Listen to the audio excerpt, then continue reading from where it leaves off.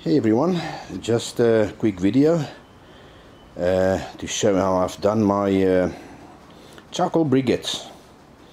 I've done some charcoal before. I'll maybe do another video of that later, but for now I think briquettes. I'll just show how I do my charcoal briquettes. As you can see, it's just a couple of pieces of there's even some, let me just get this out of the way, even some old pieces of charcoal that didn't quite convert that I've just put back into this batch.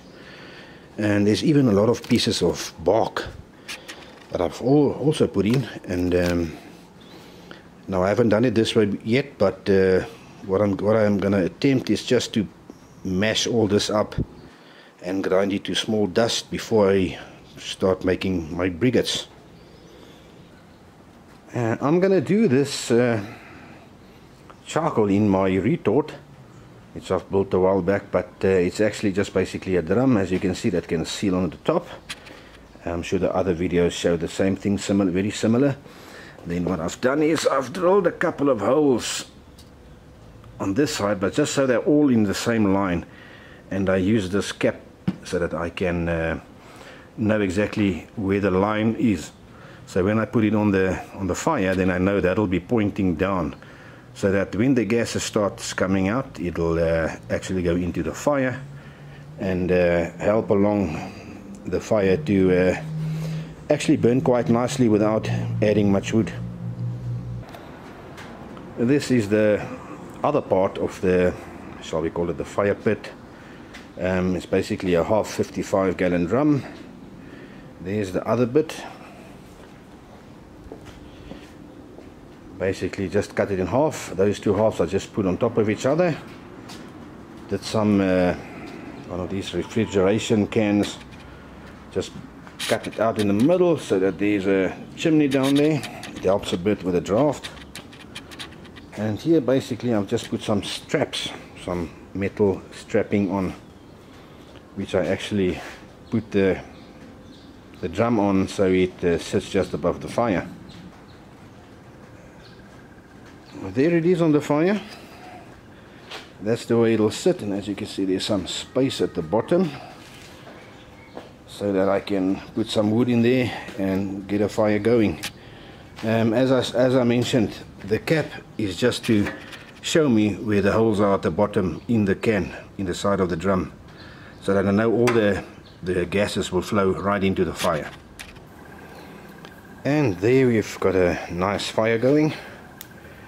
So we just leave that for a while so that it can burn well, and as soon as it's all well taken, the whole thing, all the wood, then I'm gonna put the drum on top and then close it up with a top lid. And there we've got the fire going almost nice and well. I'm sure you guys know that doing charcoal, you need to actually burn it in an environment where there's no oxygen. Now in this barrel on top here, that's what's happening. It's all sealed off, just a couple of holes at the bottom so that all the gas and pressure can escape, so we don't build a homemade bomb. And this now just has to sit for a couple of hours. I'd say about 3 hours or less. As soon as I hear that all the noise from the gas blowing out the bottom is gone, then it should be about done. I'm now gonna put the lid on top of this so that all the heat can stay inside around this drum or this barrel as much as possible. And there we are. Can't see much at the moment. There's some smoke coming out the chimney still, but of course as soon as the fire heats up nice and warm, there will be almost no smoke coming from this. There's a little bit of smoke coming out there.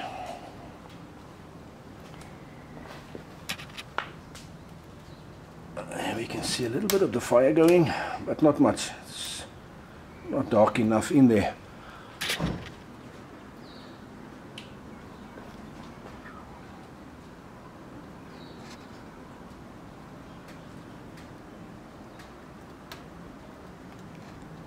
and that has to just burn for it's about 3 hours. Then we'll have a look.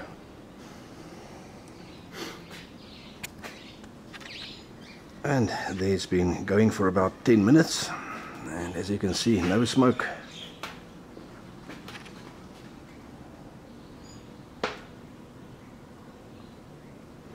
It's been going for about 10 minutes. You can see some of the fire going on inside there, and this is now just going to sit here until it's done. This is after about half an hour. As you can see, basically no smoke. And I'll just bring the microphone close. You can hear the noise of the gas coming out and burning.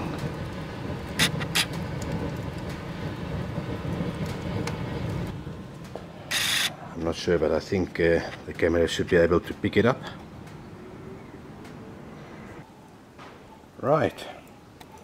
About 3 hours later, and there you can see the gas just coming out like a little bit. It's not roaring anymore, meaning it's just about done. I think now it can just cool down. When it's cool, like 7 hours, 5 hours later, we can open it and see what it looks like. Okay, so it's all done. Just take off this sealing ring.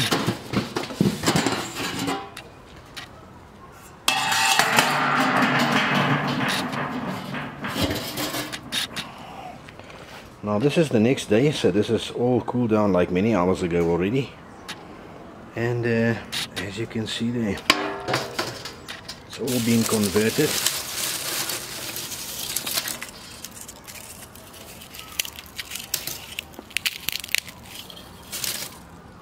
So all this needs to be grinded down to dust, and then from there we will continue the briquettes making video tutorial. I'll show you the way I do it.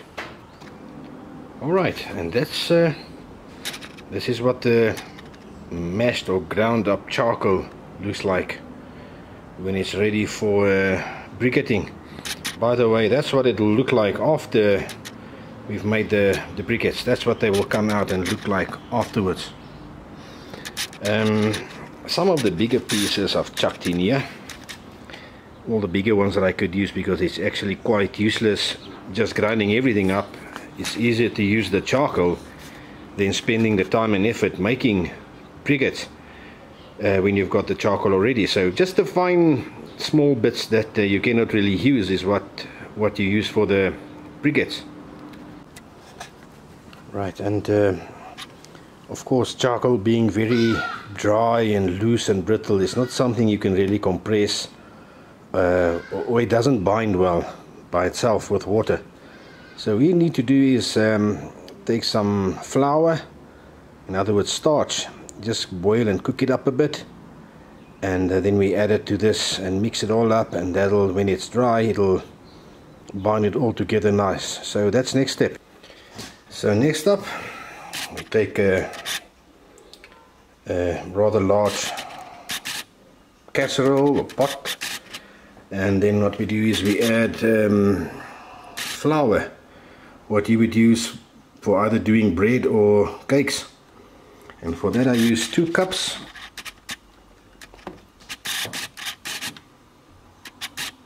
I'll say 1.5, not even 2. That should be enough for the whole lot. And rather just stir this up in cold water so it doesn't form lumps. And just stir that up a bit.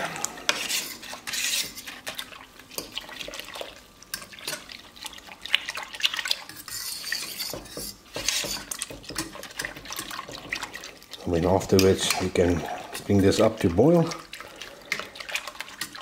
Then you'll see the difference.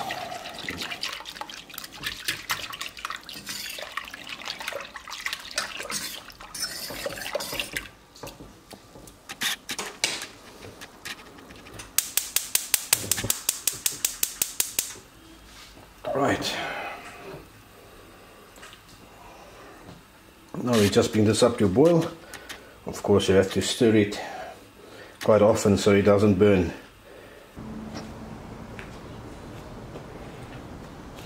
Okay. This is basically what it looks like. Just pour some of this in here.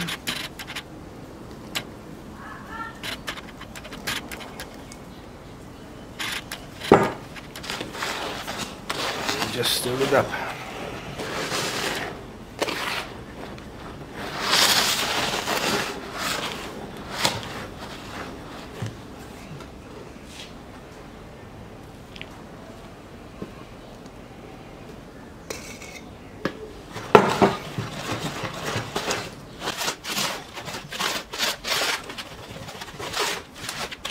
So I have to do it and dry.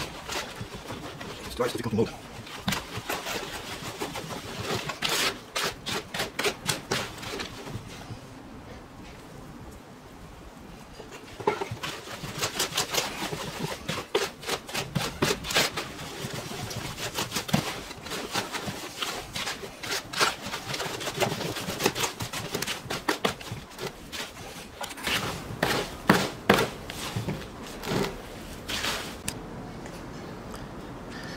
And that is what it looks like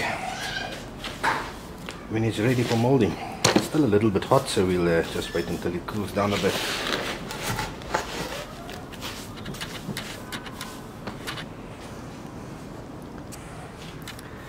Texture is basically ready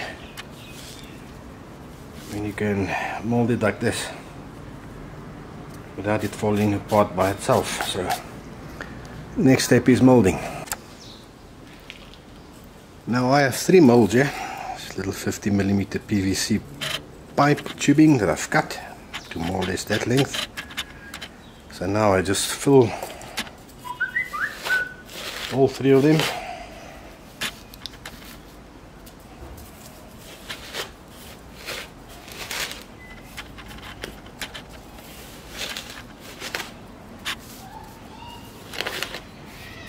Like this. Put them in the press. Other way around.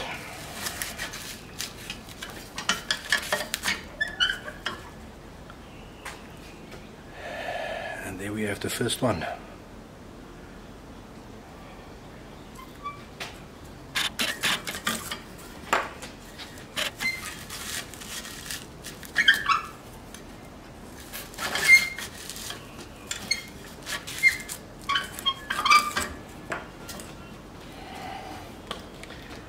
And there we have another one.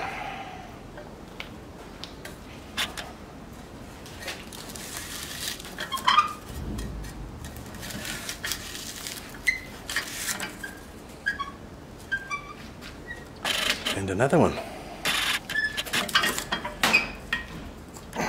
So now we just fill the molds up again. Whatever size you want. It can be any size you want.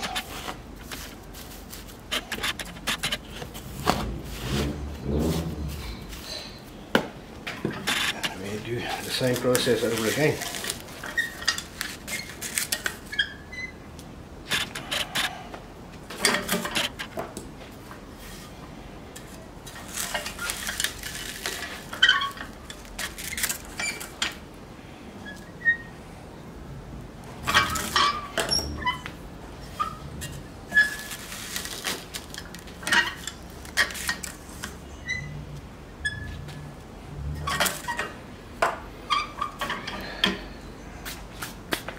And so we've done 6 in probably like a minute or so. If you really want to make it quicker, you can.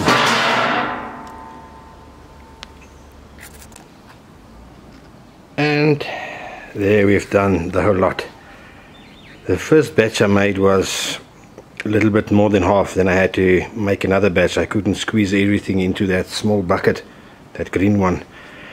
But there you can see That's how many I did. Probably that was from one batch of that drum, and I don't know how many there are, probably about 100. But it took me literally, mixing everything included, 1 hour or less for everything.